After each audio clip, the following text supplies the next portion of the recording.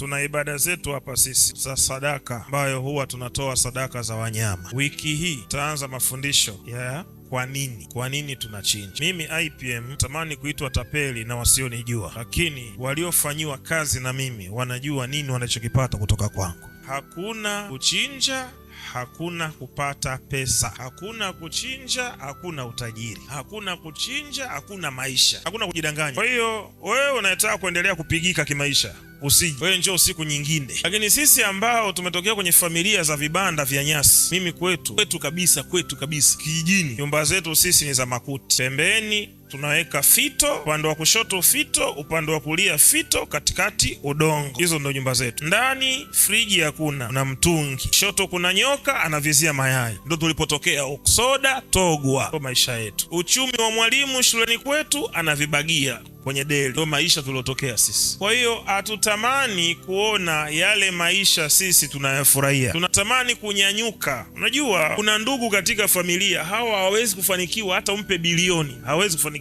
Kwa hiyo inabidi wewe ufanikiwe, umchukue tu. Inabidi wewe ufanikiwe, ujenge nyumba pale kwenu, afu mwambie kaa linda, lala huko. Inaanza kesho mafundisho. Kuanzia saa ngapi? Saa 2 kamili usiku. Yaani muda wetu ni wawanga ule. Ushatoka kazini, umemaliza majukumu yote, saa 2 unaanza. Hii ni semina ya siku 6 ya mafundisho ya mafanikio. Kwa hiyo tutaanza kesho Jumatatu mpaka Jumamosi tutamaliza. Tutakuwa tunakutana hapa kila siku kuanzia saa ngapi? Saa 2 kamili usiku tutafundishana. Kwa hiyo karibuni watu wote mlioko hapa na wale wanaotufuatilia kwenye mitandao, na Mungu awabariki sana.